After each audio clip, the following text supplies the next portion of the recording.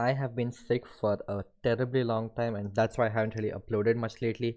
I'm still sick, you can probably hear it in my voice, but you can see in the thumbnail of this video, I went 320, and as a matter of fact, I went 320 once again today while I'm still facing this sickness of mine. It's just so annoying. So, yeah, this army I'm using, it's really simple, and it's inspired by RC charge into Root Riders, except I find this one a lot more dependable. People will argue that Root Riders are better, but that is because you have the Overgrowth as well. On this one, what if you just I like this one is just based on the fact that you have the yak to open your walls up anyway on the warden, and you have the jump spell to redirect yourself exactly where you want to in some cases where it's really needed. So I'll take you through some examples of some bases where this comes in handy. Let's just dive right into it. These invis bases are literally the best type of base for which these jump spells are perfect for you. Now, I will admit I got a little bit lucky, but I will also tell you where I got lucky and why I got lucky and how it really doesn't matter in the long run. So, very simple. This army, you just need to use your royal champion to clear out one compartment. Any compartment, just set a direction for your titans to move around the base. So, you'll notice like on most of the replays I'll take you guys through today, it's basically I'm clearing an entire compartment, and just the fact that that entire compartment is empty behaves as a funnel for not only your titans but more importantly your yak on the warden. So now you'll notice over here the very first mistake I'm making with this royal champion charge is, well, I'm sick and I will make mistakes in judgment. Royal champion charging very close to the town hall. I feel like this base is deliberately rotated this way to make me feel like I should royal champion charge this bottom area and get a clean compartment out. And there we go, I've lost my fox, the town hall has heavily damaged my royal champion, and I haven't even completely gotten a compartment.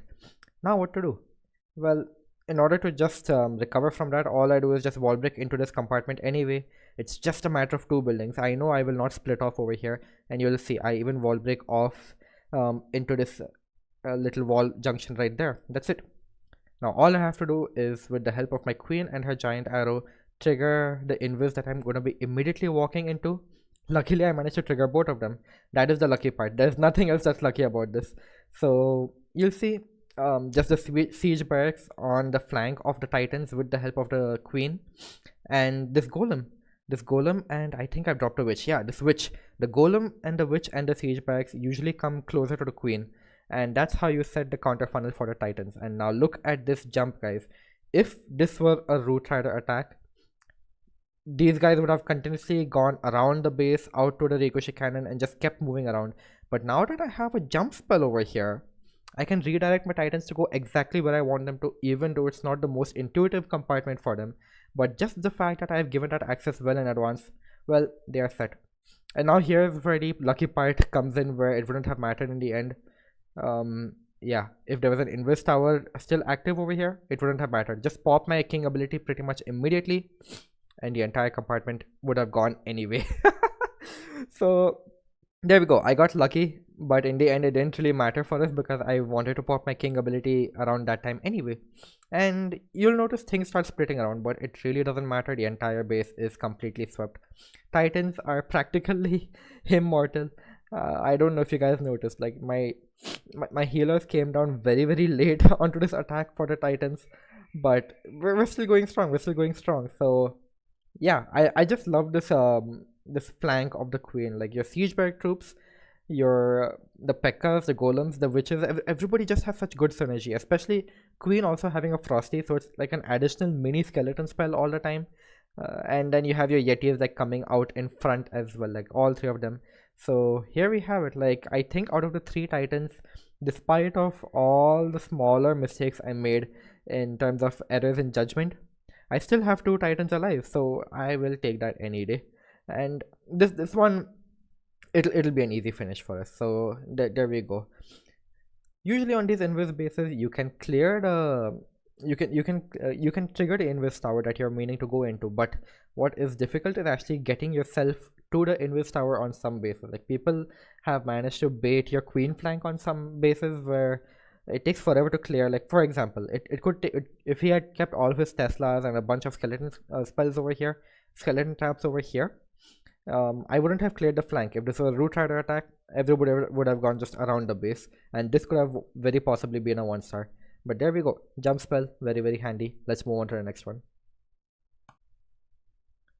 Probably one of my favorite aspects of this attack is you don't have to be greedy with your Royal Champion charge. So let's just take my previous example. For instance, I don't want to get close enough to the Town Hall such that it can wreck my Spirit Fox. So these Rage Towers are very heavy compartments where people expect a Royal Champion charge to come in, and they're very very well guarded with a bunch of giant bombs. But no need to go for that amount of crazy value. You can simply just go for this compartment down over here, nothing fancy at all. So just a simple Royal Champion charge. I'm going to put this in 2 times speed because it's pretty simple. Everybody knows the basics. You keep dropping your invis spell when the timer has like a 6 at the ending, and you are good to go. So I think my Royal Champion ended up chasing the Queen for some reason over here, but no worries. We just trigger, we get the trigger on the Rage Tower. I haven't really cleared this compartment, but the fact that the Fire Spitter compartment was cleared out, it acts as a good enough anchor point for my Titans to push into this enemy Queen compartment. So there we go. Might as well take advantage of the fact that I've pulled the Rage Tower, and we can enter right over here. So Ice Golem up in front to quickly freeze up everybody.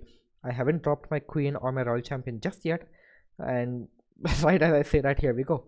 So look at this, like a skeleton spell with the siege barrack troops, the golem, the P.E.K.K.A.'s wizards, and the witch. It's such good amazing tanking out in front of the Queen. It's an immortal flank, and your Royal Champion comes in between your Titans and your Queen. That is all you need to do. I have used 0 rages. I have only used my Coco Loans and nothing else.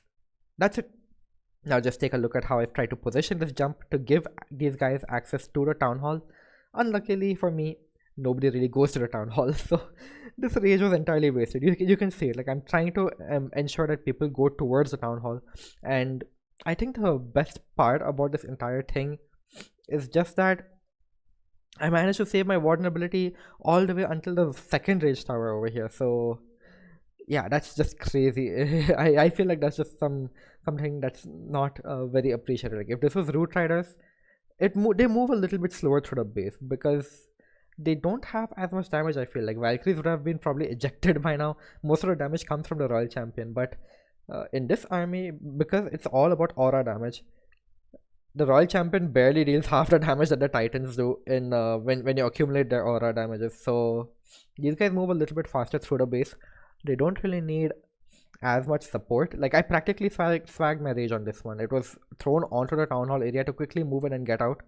But there we go, guys. Like the fact that I can hold onto my hero ability so late into the attack, it just hits not only your healers, your king ability can come in clutch for much later into the attack, as well as opening up walls, because these Titans have such a large health pool and they don't have any problems with dealing with any type of clan castle. They don't have any problems with dealing with the minion prince as a hero, for example. Like your Root Riders can't do anything against a minion prince, but these Titans, they will go ahead, beeline straight to him and take him out. So no issues at all over there.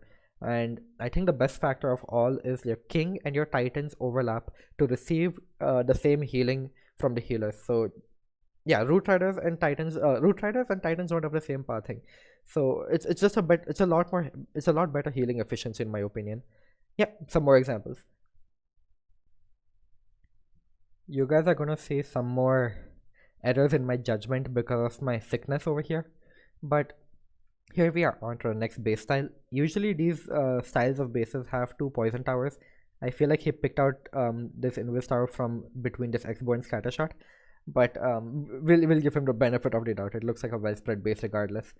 And yeah, Town Hall is moated off, so we're gonna do what we can. We're gonna try to remove one compartment, and you'll notice I started from this weird angle so that I can grab the monolith as well while I'm on the way.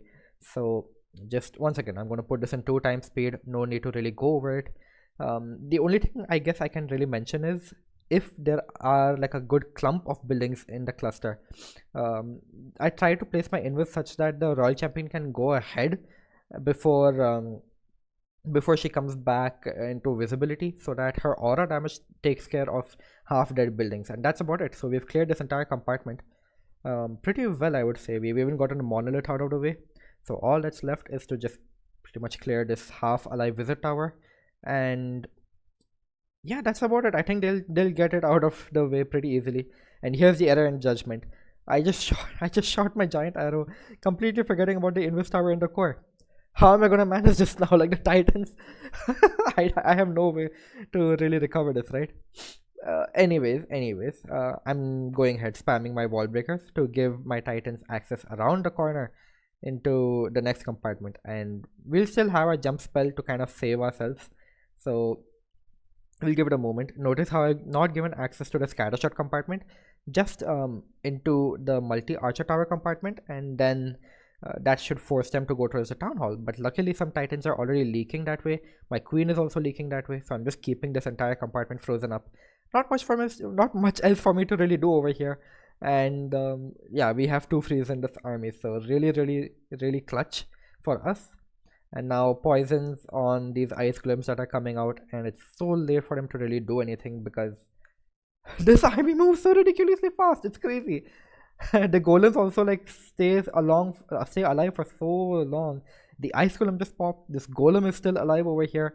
It's crazy. It's really crazy. And only now our royal champion ability is going. My king somehow walked out of the base, but I guess it doesn't even matter because the golem is alive. Two titans are alive. My queen has somehow walked in. I have no clue how. And you guys can see, right? Like that witch, one titan and the king that have walked outside somehow. Two titans in here. It's crazy. Like these titans are immortal. And if I don't need my king ability in the core, it's okay. One way or the other, all the compartments just fall down. All you need to do is just set that initial funnel and you are good to go. You can use your jump spell so strategically that you can easily move your way through any compartment.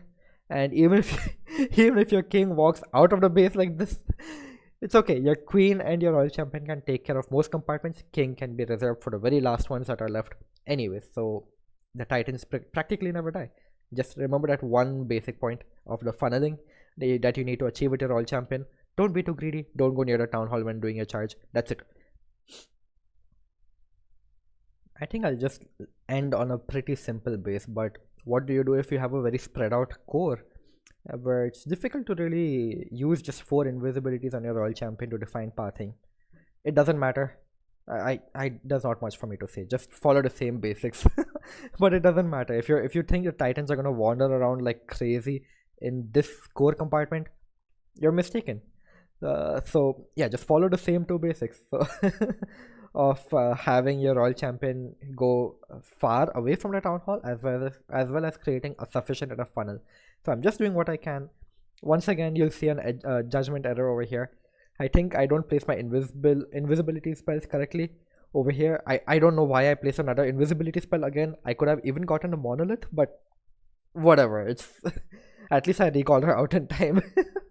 So we're doing what we can. I think I want to send my titans through the single inferno area, just so that I can hopefully get a wall break on this particular corner. So I'm just waiting for this elixir storage to fall. That will allow my wall breaks to start hitting this X-book compartment, and you'll see once again the same principle. There's nothing to it. The golem, the ice golem, like it's I've been mentioning it throughout. So you'll see, I think the skeleton spell somewhere in here, the ice golem over here. Golem has broken down onto the right side on the queen's funnel because I'm trying to establish that to ensure that my titans stay in this little area. So just absolutely ensuring that the funnel is tight enough. But unluckily for us, the wall breakers just don't want to listen. So I'm forced to use my jump spell right over here. Literally right now, right over here. And there we go. We're just gonna try to push ahead with an aggressive rage. And yeah, now it's the time for the titans to start splitting up, right? So I think my royal champion has kind of leaked off towards the queen's flank. My titans and my king are more or less sticking together. It's not as tightly coupled as you would imagine, but they have such a large health pool. You can see it doesn't even matter in the end. So there you have it. It's really that simple. Most of the core is gone anyway by the time the warden ability wears off. I'm gonna just fast forward this. The base literally just crumbles. All my hero abilities are active. Like By all I mean royal champion and king. It's that simple.